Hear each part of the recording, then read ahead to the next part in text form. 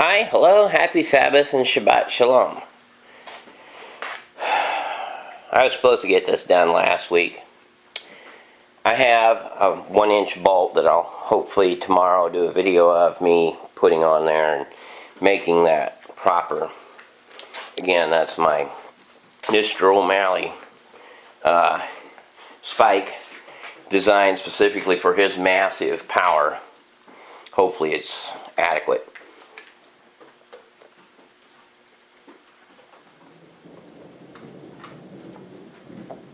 Admittedly, he didn't pull it loose last time he was on it, but who knows? He's pretty strong. And besides, I may need to put him down in the pasture down below. Haven't really done anything else to the shop inside, and I haven't even finished cleaning or putting new shelves on, so no real changes there. My brother's cords, I moved them out of the way because I had got a good deal on some windows for my greenhouse project from the local Salvation Army.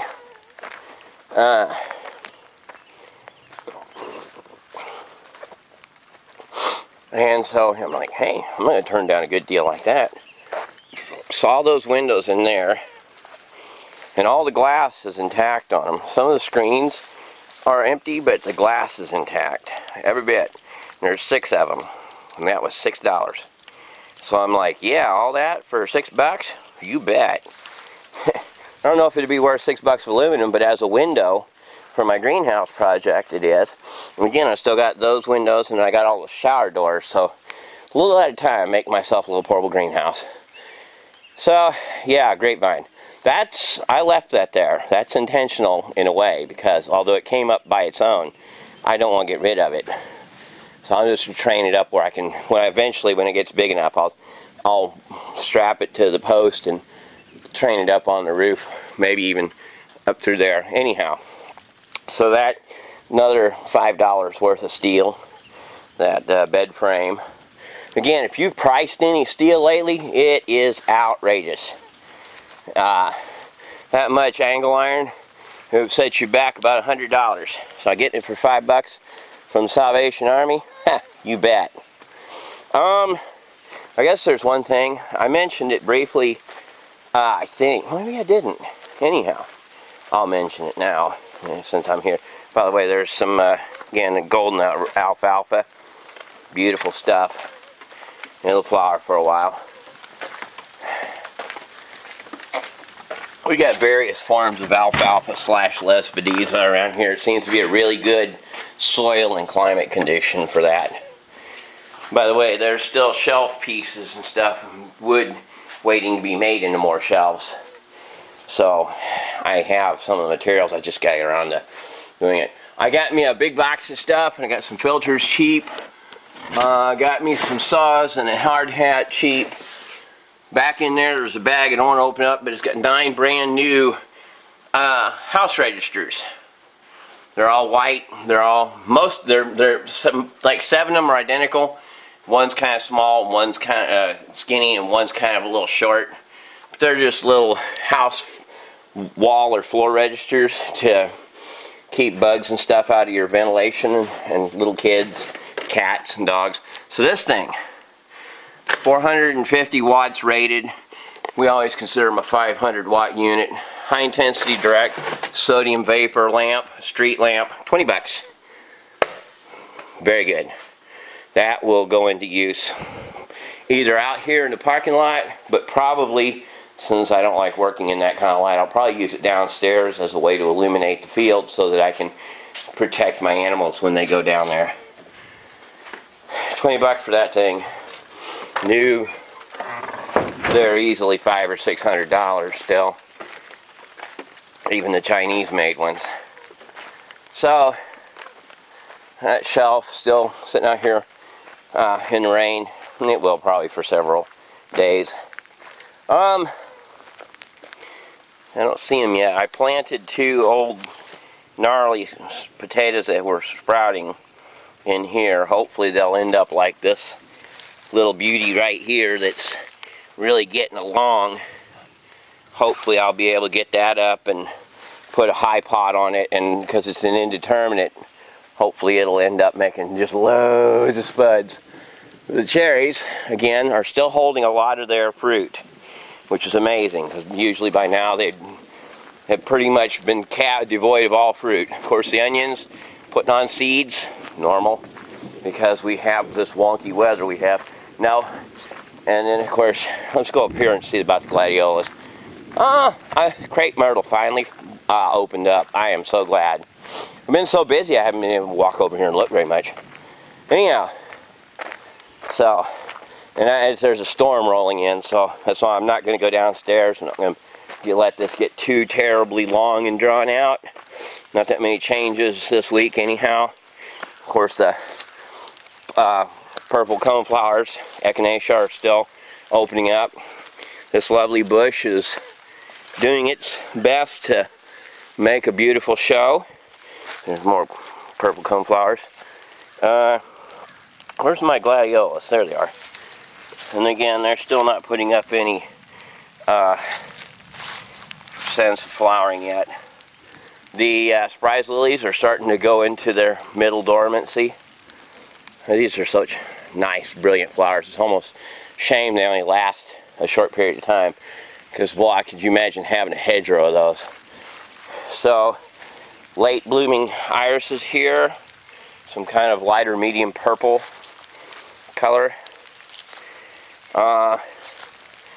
Yeah, we're going to have loads and loads. We're really late blooming orange puccoon. That's really cool. And that orange puccoon got huge. So, beautiful.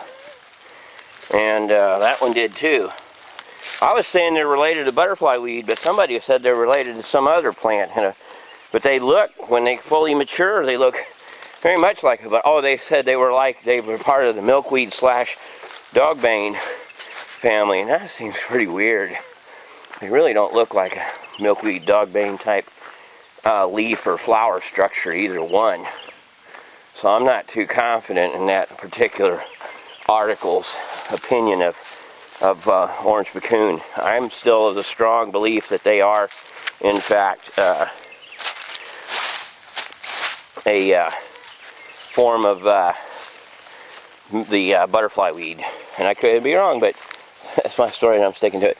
So yeah, the crepe myrtle is coming back a little bit here and there. Not very beautifully, but it's not dead. I keep forgetting to report that the plums set fruit.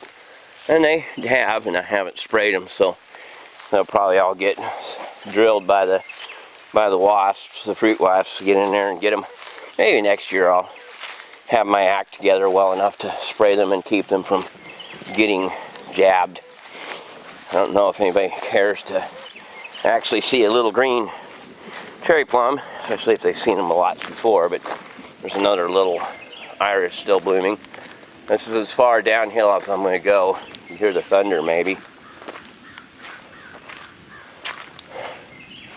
So yeah, there's a few little plums here and there. Not a whole lot. None of them really set a lot of fruit this year. Although several of them set fruit for the first time this year. But they didn't set a lot of fruit. Even the one that's been the longest fruiting one I just took the last shot of didn't put on much fruit this year. I think I saw somewhere maybe some horse mint coming up somewhere, but not sure where. It should be up pretty soon though. Along through here, a lot of early spring flowers, other than these white ones here, have pretty much run their course. Now we're into early summer flowers. I say early spring, late spring flowers are done, and early summer is coming up. But other people, now we got lots of, it's not real evident here, I'll show it later in better amounts, but we got a lot of white clover flowering this year that hasn't done well in the past. Again, even though these cherries will continue to shed their fruit, they're still way more loaded than they have ever been. So there may be something worth picking, I don't know. It's all in Yahweh's hands. Always was, always will be. Same with the grapes. Another thing I got, all that was $5. It's one of them roll away, fold up cots, and then that little piece went with it. Those were $5. So I get lots of junk like that from the Salvation Army. That one I probably won't strip for iron. I'll probably save it and use it for something else. Anyhow, so over here we have blackberries, irises, some of those little purple bushes of whatever they're called. I don't want to walk through there today because I don't have socks on. Scuffed my ankles real bad. And the peonies, I'll try to get a shot of them at zoom level. And they still haven't opened up. Everybody else's peonies are in full bloom. And ours are just still like that. A lot of them, but they're not doing anything. Of course, over there, there's the little purple flowers I was telling you about that Mom doesn't like for some unknown reason. They're really blurry. They're part of the pea family. So those are swarmers. Who cares? They're flowers. They're beautiful. They make good shade too. We had some decent bushes of those over at the other old farm. Of course, our ever trusty, longest flowering, blooming plant of verbena still hasn't gone dormant for the summer yet. So it's still going. Again, once fall cools off, it'll pick back up and start blooming then, even when it does go dormant. Now, little peach tree hasn't done much anything. I don't know how much longer we'll have it. I've ashed it several times and it's no longer having that sickly red color to it. I pruned it back in hopes that it'll come back from, there is some growth down there, you just can't hardly see it beneath the alfalfa. Still more irises over here. I'll get back to that here momentarily. I think I mentioned last week that we got almost 0 apples, which is fine. We weren't ready to harvest them anyhow. So this is one cable I made. This plate, this is just a harrow disc, and it's just covering the ground to keep the grass from tangling up on there. But there's a rod with a bolt welded to it with a couple nuts, and then the washers are welded to a pipe, and then that carabiner is welded to the pipe, and then the cable is slipped through that. So you can undo this thread right here, pull the cable off, the swivel at both ends keeps it from wrapping up and tangling up. This little hut's where I had little Sugar while she was getting over her coccidiosis. She's pretty much over it now, so she's back in the field. She won't be nursing anymore because she didn't form an udder. Of course, the yellow echinacea, yellow coneflowers are still growing where I haven't mowed anywhere yet. And I don't necessarily plan to mow them all down per se, but some of them get mowed because I'm going to mow a path through here so that because of ticks, they get all over me, get all over my mom. They're a pain in the butt. When I mow it, I'll try to rake up all the grass like I usually do and give it to the babies. There's lots and lots and lots of daisies. Now, it just happened a couple days ago. The tame blackberry finally opened up and is starting to put on blooms. I don't know if it'll do really good this year or not. Looks a little pale. I tried to fertilize it, but it still looks pale. I may need to put more iron or something on it. Just doesn't look healthy. On the other hand, the wild black raspberries are just going to be man. This thing is just about done flowering. You see it's starting to get all gray and brown. These things here are putting on fruit. They're going to be fruiting pretty heavily. They're not big fruit, but there's a lot of them. A whole lot of them. Of course, then there's some wild blackberries in there that may or may not do well. And, of course, the Rose of Sharon hasn't opened up yet. It shouldn't probably for another month, I think. Over here, into the field. This over here, a couple years ago when I came here, was just bare dirt. And thankfully now, from years and years of me piling hay over here for seed, it has started to finally thatch out a little bit. Now over here,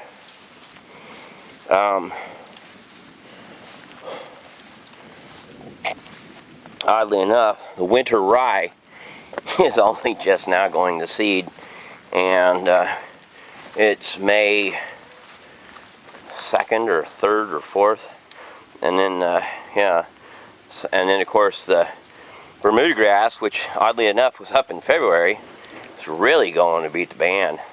Usually we don't see any Bermuda grass before late June, and I've seen Bermuda grass since mid-February this year.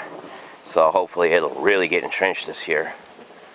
And then over there where Mr. O'Malley runs, the spring grasses have pretty much, or herbs have kind of faded, but the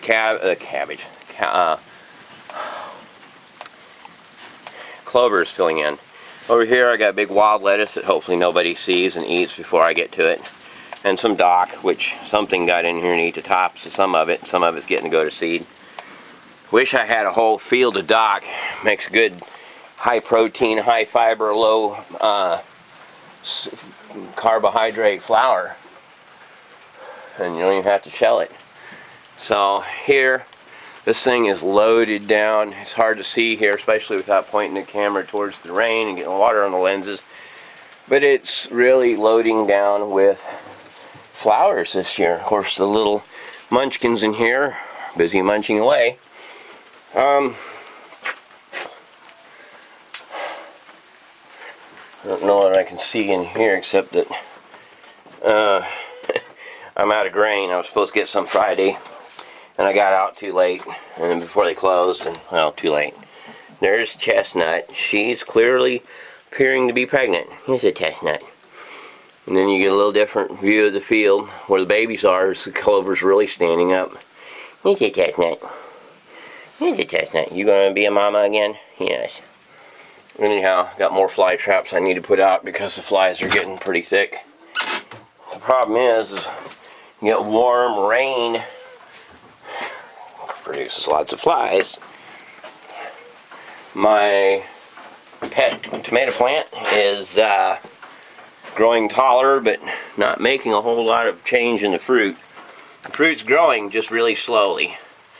So unfortunately, I'm afraid that probably what happened is I've got back in this corner, the shade is not allowing it to. I put it over here so it set more fruit, get better watered, but it seems to be that it's not setting any more fruit, and it's not getting the fruit that it has grown up very well. Okay, up here again, flowers all along here actually. So hopefully lots of grapes of this thing, because last year it set a lot of fruit. This year it should set a lot more fruit, hopefully. And tiger lilies are just about 4 feet high. The grapevines here, hopefully they'll set fruit this year and not rot. They're just covered with flowers. But too much heat, too much rain, and the flowers will rot, and then we won't have any fruit. One tree that I didn't want to fruit, unfortunately, is the redbud. And it has fruited a little bit.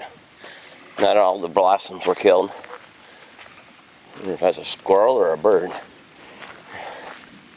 Anyhow, so this one, covered in flowers, covered in flowers. Yeah, it's probably a squirrel. Might be mating season for squirrels. That one looks pretty rotten already. Like something came along and ate it. I've been fighting caterpillars and stuff on these. Caterpillars will eat flowers as much as they'll eat leaves, unfortunately. Every couple days I come through here and a shaving cream bug puts a new egg nest or whatever on our one and only mountain bog gentian. So I come through here and check for shaving cream bug nests, like that one right there. Does that, and it puts it on the plant, and you kind of come through and wipe it off. But it's still growing. Again, since it's a late fall blooming plant, I'm not worried about it bearing flowers until it's whatever its normal time is. And besides, hopefully if it builds up a good, healthy, strong size, hopefully that'll produce better flowers and seed pods and stuff. Some of the yucca plants have their flower stems coming up. Now, yes, I know that they are edible because they are part of the asparagus family, but I don't plan on eating the flowers just because I don't like them as flowers. If I didn't care about flowers, oh yeah, I'd snip them right off and eat them. Thing is, they only produce one stem a year. So, if you had thousands of them, you're really not going to get much of a crop. The only difference is, since they live hundreds of years sometimes, you can count on one thing, is there'll always be. See how it looks just like an asparagus stalk? It's because, well, essentially, it is asparagus stalk. Just a little more fertile than an actual asparagus plant. But, be that all as it may, I'm not going to eat it. Because I like the flowers. If I, like I say, otherwise I'd eat it. They say it tastes exactly like, normal cultivated asparagus. Anyhow, so these flowers are still growing up. No deer have eaten them off yet. They might, you never know. And they get pretty big before they flower. Sometimes they'll get 6-7 foot long. And then, over here we got Mom. I guess she's out here enjoying the weather and the flowers. And so now we'll go down and look at the babies inside that have, if you would excuse me please, I'm going to get past you there. So yeah, Mutt and Papa Bear. Mutt being blind, it's kind of hard for him to nurse his mom. And recently we've had a little issue that he doesn't really want to nurse very efficiently.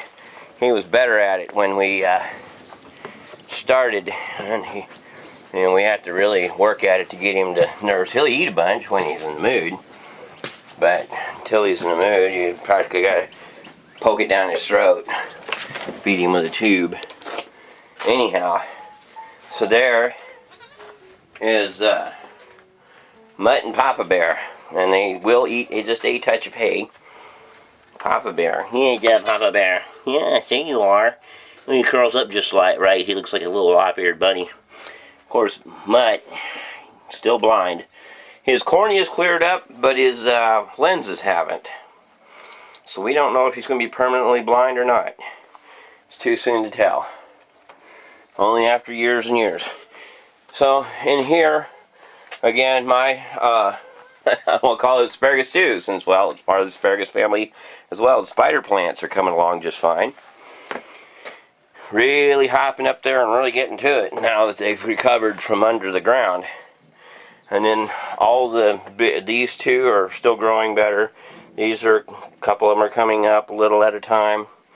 Hopefully here in a week or so I'll have these all outside. I'll trim the dead tops and put them out.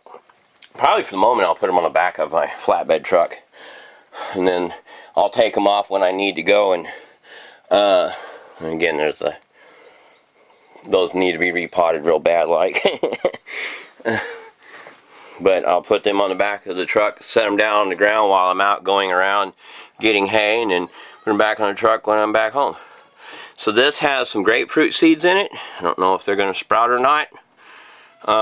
Keep an eye on them, keep them watered, and it wouldn't hurt to put a little moisture in them now, because I still have yet to go up and open those vents up there. I need to open them because it gets so hot in here otherwise. The trick is to find the right amount of moisture without drowning the plants, because different plants can only handle so much static moisture. But other than that, that's pretty much, like I say, there's not much to see downstairs except that I haven't picked the poke, and I'm probably too late now at this point in the year. I suppose that I have some more experimental. Now again, I failed with the lemongrass, but I found an even bigger, probably should have got several of them in retrospect, found an even bigger stalk of lemongrass. So I'll probably try to plant that. And then I got some ground cherries, and I'm going to try to get the seeds out of them and plant them.